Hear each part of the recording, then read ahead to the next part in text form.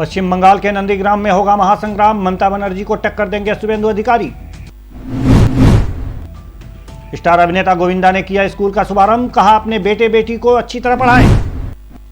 नमस्कार, IBN भारत देख रहे हैं आप, मैं हूं देवेंद्र कुशवाहा। रुख करते हैं खबरों की तरफ। पश्चिम बंगाल विधानसभा चुनाव के लिए बीजेपी ने अपने पहले और दूसरे चरणों के चुनाव के लिए उम्मीदवारों की घोषणा कल ही कर दी थी।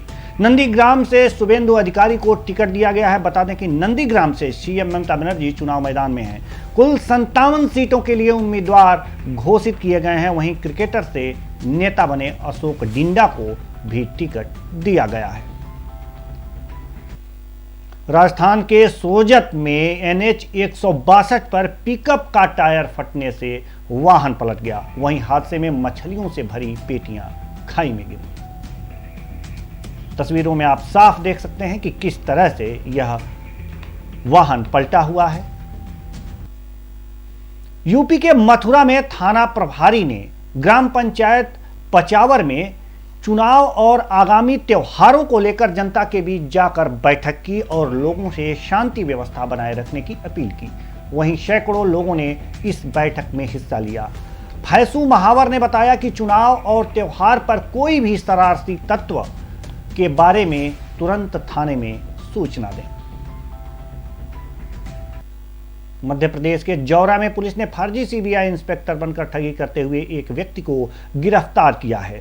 पुलिस अधीक्षक सुनील कुमार पांडे के निर्देशन में और SDOP के मार्गदर्शन में जिले के अंतर्गत ठगी करने वाले अपराधियों को पकड़ने का अभियान चलाया जा रहा है।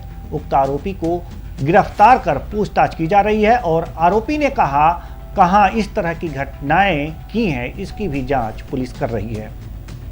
ये हमारे आलापुर में हार्दिक गोस्वामी जी हैं। इनके पास 2 दिन से एक लड़का आ रहा था, वर्दी लगा के, घांगड़ी पहन के, जिस पर राज शर्मा लिखा था।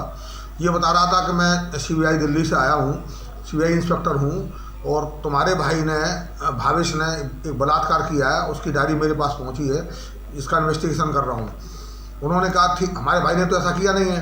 तो बोले नहीं तो कुछ नहीं जानते हो, वो पुराना केस है, हमारे पास पहुँचा है और मैं उसमें तफ्तीश में आया हूँ। ले दे के मामला आप चाहो तो निपटा सकते हैं, नहीं तो फिर हमें पुलिस साथ लाना पड़ेगी। तो उन्होंने बात की तो वो ये 5 लाख रुपए मांगने लगा। 5 लाख, उन्होंने कहा कि नहीं पैसे तो नहीं दे पाएंगे। तो इसके पास एक नकली गन थी, वो नकली गन उसकी खोपड़ी पे लगा दी। बोले मैं एनकाउंटर भी करना जानता हूँ, एनकाउंटर कर दूंगा। उन लोगों को शक हुई तो उन लोगों ने इसको पकड़ के और सूचना दी पुलिस को, तो पुलिस भी पहुँच गई। तो वहाँ उस समय पहले ये नाम अपना जो है रामहेत बता रहा था, राहुल पुत्र रामहेत किरार बता रहा था, लेकिन अभी तस्दीक की है थाने पे। तो ये अपना ओम प्रकाश पुत्र बाबूलाल मौर्य निवासी जोरी मुरैना का है।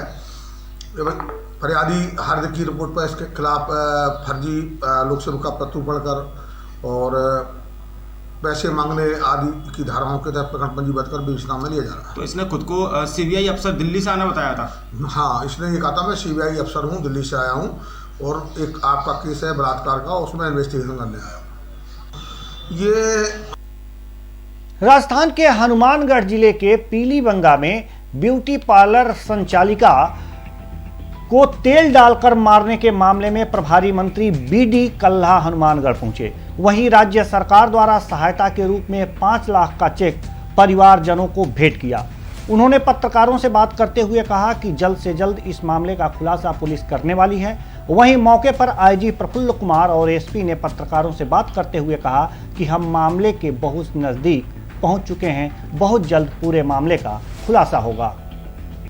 राजस्थान के बीकानेर में FI राजस्थान की तरफ से इंडिया स्केट को लेकर विशेष आयोजन किया गया, जहां इस कार्यक्रम में 300 से अधिक खिलाड़ियों ने हिस्सा लिया है। वहीं जो खिलाड़ी अच्छा प्रदर्शन करेगा उसे पंजाब में नेशनल लेवल पर खेलने का मौका मिलेगा। इस 2 दिवसीय प्रोग्राम में पहुंचे खिलाड़ियों में विशेष जोश नजर आया। राजस्थान के बीकानेर स्थित गांधीनगर कॉलोनी में पार्क निर्माण का मामला गहराता जा रहा है। भाजपा के वरिष्ठ नेता गुमान सिंह राजपूत ने प्रेस वार्ता आयोजित कर अपने ऊपर लगे गंभीर आरोपों को बेबुनियाद बताया है। वहीं उन्होंने कहा है कि सरकार और UIT से आरोप लगाने वाले बात करें, उन्हें बदनाम करने वाले माफी मांगे, वरना उन्हें न्यायालय में जाना पड़ेगा।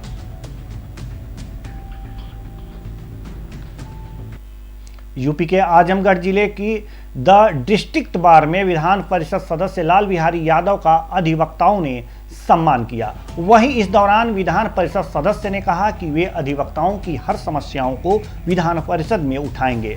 आजमगढ़ जिले के मूल निवासी और विधान परिषद सदस्य लाल बिहारी यादव, जो पेशे से अधिवक्ता भी हैं, इस दौरान मीडिया से बात करते हुए लाल बिहारी यादव ने कहा कि उन्होंने इसी कचहरी में 15 वर्षों तक काम किया। इस परिवार में हमें बुलाकर हमारे परिवार के लोग हमारा सम्मान कर रहे हैं। इससे बड़ी खुशी हमारे लिए कोई नहीं हो सकती। मैंने 15 साल काम किया था और उस अपने परिवार में हमें बुला करके हमारे परिवार के लोग ही हमारा सम्मान कर रहे हैं। अब इससे बड़ी खुशी हमारे लिए कोई नहीं है। हम चाहते हैं कि विधान परिषद में जिस तरह से प्रधान के, बीडीसी के और विधान परिषद के सदस्य चुने जाते हैं, शिक्षकों से विधान परिषद के सदस्य चुने जाते हैं, उसी तरह अधिवक्ताओं से भी विधान परिषद के अंदर सदस्य चुने जाएं, ताकि ये अधिवक्ता वहां पहुंच करके अपर हाउस में समाज की बातों को पहुंचा सकें और अच्छे से अच्छे नियम कानून बना सकें, क्योंकि ये भारत के संविधान और देश के सारी विधियों को पढ़े रहते हैं और इनके पास ज़्यादा नॉलेज होता है सामान्य व्यक्ति से, इसलिए इनका प्रतिनिधित्व वहाँ पर होना चाहिए। मैंने 15 साल काम। उत्तर प्रदेश के जनपद कौशाम्बी में बेसिक शिक्षा विभाग में बड़ा फर्जीवाड़ा सामने आया है। दरअसल बीएड की फर्जी डिग्री लगाकर नौकरी करने वाले 8 शिक्षकों को बर्खास्त किया गया है। इन शिक्षकों के बीएड की मार्कशीट की जांच एसआईटी कर रही थी। वहीं जांच में फर्जीवाड़े का खुलासा होने पर एसआईटी ने बीएसए को पत्र लिखकर बर्खास्तगी की बात कही थी। हालांकि बर्खास्त शिक्षकों ने हाईकोर्ट में भी अपील दायर की थी, लेकिन उन शिक्षकों को वहां से भी निराशा हाथ लगी।